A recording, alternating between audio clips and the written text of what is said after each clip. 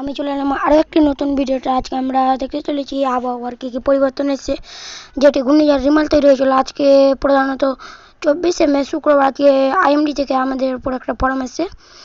IMD কী বলছে সেটা আমরা আজকে দেখে নেব। কোথায় তাপপ্রবাহ, কোথায় হবে হালকা বৃষ্টি, কোথায় হবে কঠিন বৃষ্টি, এটা আমরা এই ভিডিওটিতে জেনে নেব। ঠিক আছে, তাপপ্রবাহ 1 নম্বরে আছে তাপপ্রবাহ। উত্তর পশ্চিমবঙ্গ ভারতের সমতল অঞ্চলে চরম তাপপ্রবাহ ব্যবহৃত থাকবে। তার মানে উত্তর পশ্চিমবঙ্গে ভারতের সব সমতল যে অঞ্চলগুলি ছিল, মানে সমান অঞ্চল, সেই জায়গাগুলিতে তাপপ্রবাহ থাকবে।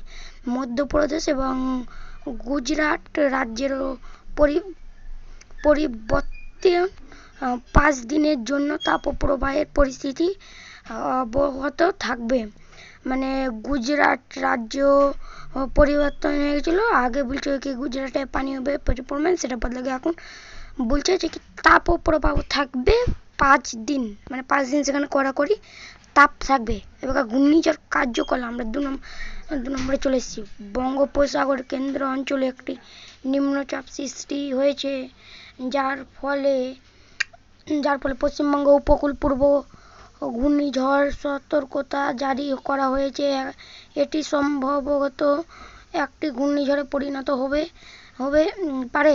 তাই ক্ষতিগ্রস্ত এলাকা বসবাসকারীদের আইএমডি থেকে আরও আপডেট জন্য সতর্কতা থাকা উচিত। সবাইকে সতর্ক থাকতে বলছে আইএমডি, কারণ কি যে নিম্নচাপটি তৈরি হয়েছে সেটি থেকে পরে যে ঘূর্ণিঝড় তৈরি হতে পারে। বর্ষার আগমন, মানে বর্ষা কখন আসছে? কেরালায় দক্ষিণ পশ্চিম মৌসুমী বায়ু আগমনের তারিখ পূর্বাভাস দিয়েছে আইএমডি, যদিও সর্বশেষ আপডেট সঠিক তারিখ উল্লেখ করা হয়নি। বর্ষা সাধারণত জুনে শুরু আসার সম্ভাবনা আছে। মানে জুনের শুরু সপ্তাহ, মানে জুনের যে প্রথম সপ্তাহে থাকবে সেই সপ্তাহে সম্ভাবনা আছে কি এই যে আমরা কেরালা বললাম সেখানে বৃষ্টি ঢুকে যেতে পারে মৌসুমী জলবায়ু। এবার আমরা চলেছি ভিডিওর লাস্টের দিকে, যেখানটাতে আপনারা দেখতেই পাচ্ছেন সাধারণত আবহাওয়া পরিস্থিতি আইএমডি পরিবর্তিত 2 সপ্তাহের জন্য বিস্তারিত পূর্বাভাস দিয়েছে। বিভিন্ন অঞ্চলে প্রত্যাশিত বৃষ্টি ধারণ এবং তাপমাত্রার পরিবর্তনগুলি বিষয়ে আলোকপাত করেছে। এত কিছু এলাকার সম্ভাব্য বজ্রপাত এবং বৃষ্টিপাত অনুভূত রয়েছে।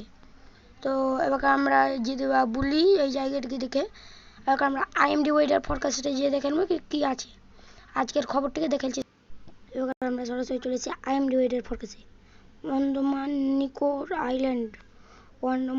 আইল্যান্ডে মৎস্যজীবীদের যাওয়া অবশ্যই নিষিদ্ধ। সেখানটাতে আমরা দেখতে পাচ্ছি ভারী থেকে অতি ভারী বৃষ্টি হবে, মানে সেখানে সতর্ক থাকা উচিত, সেখানে সব থেকে বেশি পরিমাণে বৃষ্টি হবে।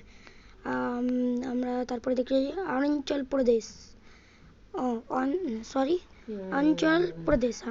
প্রদেশে অতটা বৃষ্টি লক্ষ্য করা যায় না, তবে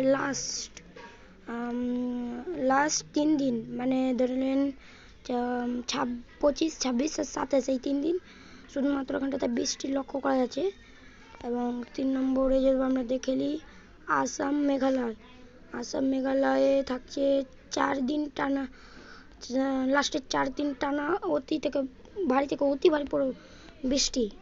এবং তারপর আমরা দেখতে পেয়েছি নাগাল্যান্ড, মণিপুর, মিজোরাম এবং ত্রিপুরা, যেই সব জায়গাগুলিতে আমরা দেখতে পাচ্ছি ভারী থেকে অতি ভারী বৃষ্টি। তবে অঞ্চল প্রদেশে খুবই বৃষ্টি সবথেকে বেশি, যেটা আমরা বলছি হিমালয়, ওয়েস্ট বেঙ্গল, সিকিমের দিকে হালকা বৃষ্টি থাকছে। গাঙ্গেয় ওয়েস্ট বেঙ্গলেও মোটামুটি বৃষ্টি থাকে, এটাই বলে যায় না যে কি অনেক জোরে বৃষ্টি হবে, সেটা মোটামুটি থাকছে। আর আমরা বাকি সব জায়গাগুলিতে আর সেরকম কিছু নেই।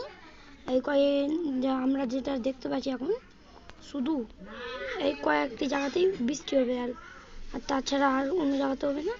নিচেকার 3-4টি জায়গা আছে যেগুলিতে হালকা বৃষ্টি হবে। আমরা এখানটাতে দেখতে পেয়েছি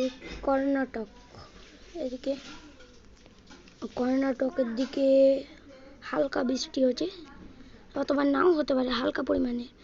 আর এখানটাতে আছে কেরালাতে মোটামুটি বৃষ্টি লক্ষ্য করা যাচ্ছে। কেরালাতে মোটামুটি বৃষ্টি আছে এবং এতে লাক্ষাদ্বীপ এদিকে মোটামুটি আমরা দেখতে পাচ্ছি 6-7 জায়গাতে পানি থাকছে। আমরাকে দিয়েছে এখানটাতে 27, 28 এবং 29। তবে এই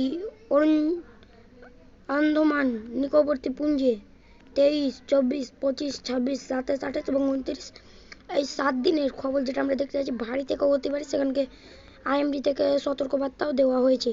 এই ছিল আজকের ভিডিও। যদি মজার লাগে তাহলে প্লিজ একটা লাইক এবং সাবস্ক্রাইব করে দেবেন।